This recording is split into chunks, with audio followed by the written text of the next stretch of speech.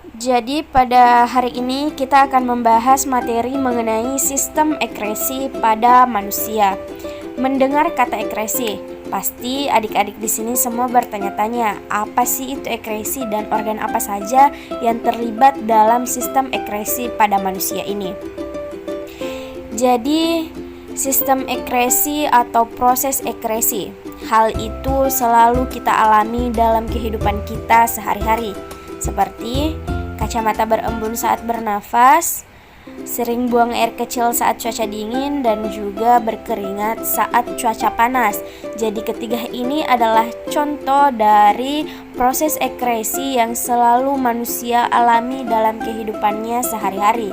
Lalu, apa sih itu pengertian dari sistem ekresi? Jadi, sistem ekresi itu adalah proses pengeluaran zat sisa metabolisme yang sudah tidak berguna lagi bagi tubuh, karena apabila menumpuk dalam tubuh manusia akan menimbulkan penyakit dan bahkan kematian.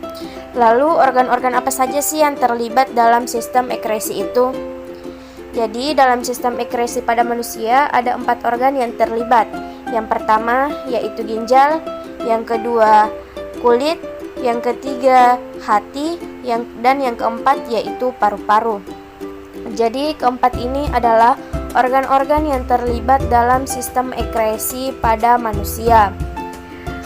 Seperti yang tadi dijelaskan bahwa ekresi itu adalah pengeluaran, yang dimana di sini ginjal berperan sebagai pengeluaran urin, kulit berperan sebagai pengeluaran keringat, hati berperan sebagai pengeluaran cairan empedu, dan paru-paru berperan sebagai pengeluaran CO2 dan H2O atau yang disebut dengan uap air.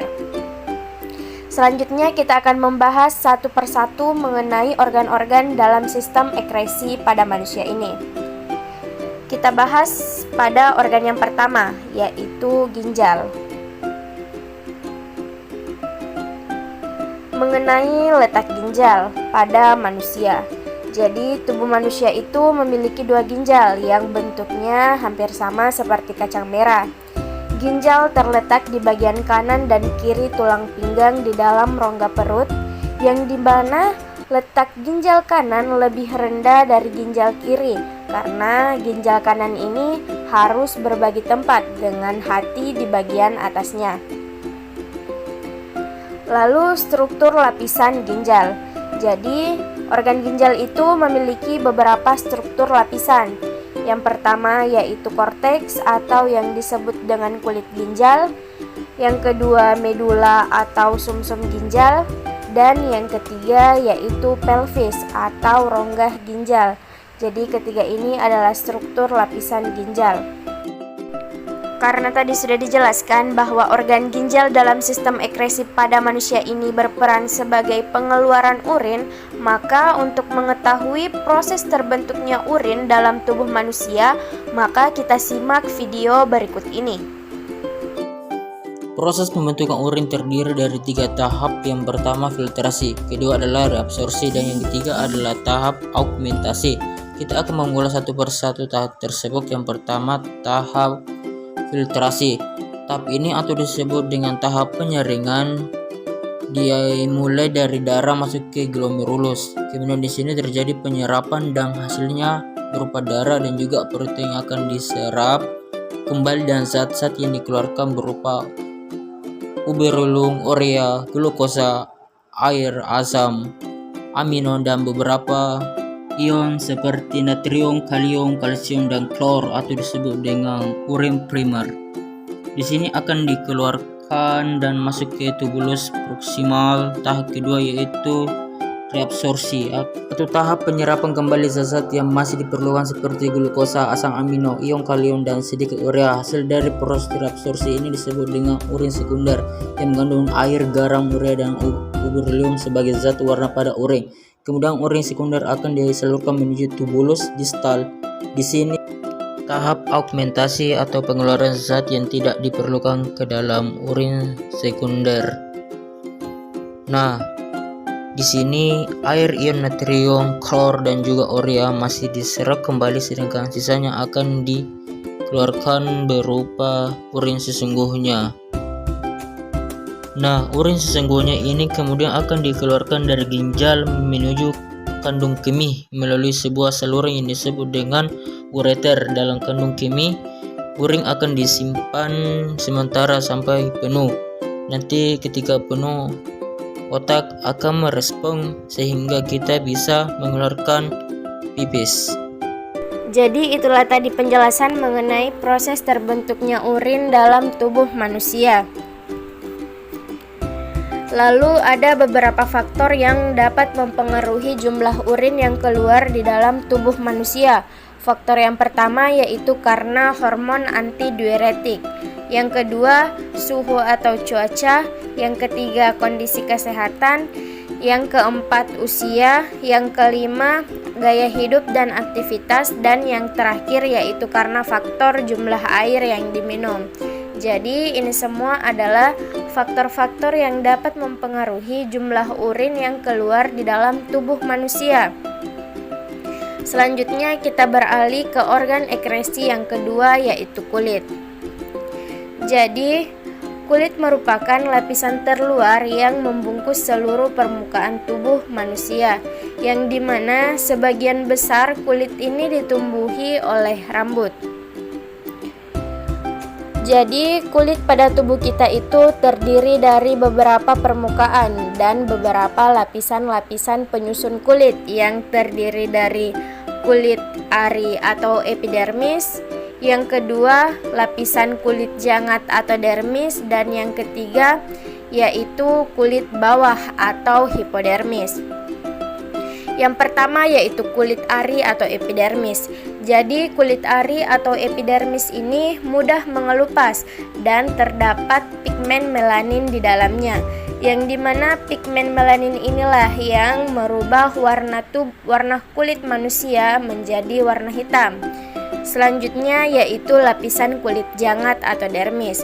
Lapisan kulit jangat atau dermis ini terdiri dari pembuluh darah, folikel rambut, dan kelenjar keringat. Sedangkan untuk lapisan kulit bawah atau hipodermis hanya terdiri dari lapisan saraf saja.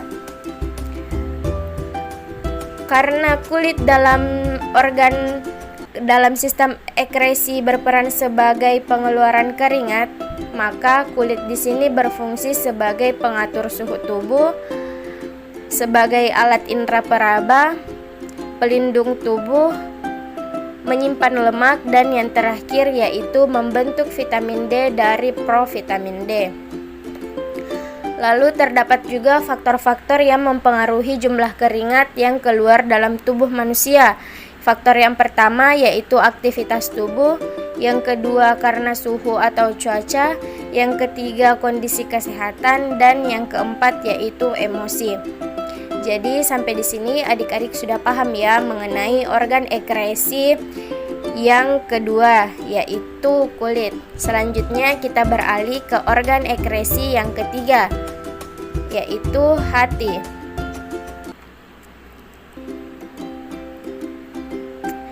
Jadi hati merupakan organ bagian dalam manusia yang berukuran paling besar, yang mempunyai berat sekitar 1,5 kg atau sekitar 3-5% dari berat badan manusia. Dan hati ini berada di bagian atas sebelah kanan abdomen dan di bawah tulang rusuk. Selanjutnya yaitu struktur hati. Jadi organ hati itu memiliki beberapa struktur yang terdiri dari dua lobus, yaitu lobus kanan dan juga lobus kiri, dan terdapat kantong empedu dan saluran empedu. Jadi ini adalah struktur lapisan organ hati. Karena hati dalam sistem ekskresi berperan sebagai pengeluaran cairan empedu, maka yang selanjutnya di sini kita akan membahas mengenai produksi cairan empedu oleh hati. Jadi hati mampu mengekskresikan cairan empedu sebanyak 800 sampai 1000 ml, yang dimana Cairan empedu ini mengandung air, asam empedu, garam empedu, kolesterol, fosfolipid atau lecitin, zat warna empedu atau pigmen bilirubin dan biliverdin, serta beberapa ion. Jadi ini adalah produksi cairan empedu oleh hati. Kita beralih ke organ ekresi yang terakhir, yaitu paru-paru. Jadi tubuh kita memiliki sepasang paru-paru yang terletak di dalam rongga dada yang terdiri dari trakea, bronkus, bronchiolus, dan juga alveolus. Jadi ini adalah struktur dari paru-paru. Karena paru-paru dalam sistem ekresi pada manusia berperan sebagai pengeluaran HO2 atau yang disebut dengan uap air, yang dimana CO2 dan H2O ini dari hasil metabolisme diangkut oleh darah dan kembali ke paru-paru, kemudian dibuang dengan cara difusi di alveolus. Jadi ini adalah organ ekresi yang keempat, yaitu paru-paru. Jadi itulah tadi penjelasan mengenai pengertian dari sistem ekresi pada manusia dan organ-organ yang berperan dalam sistem ekresi.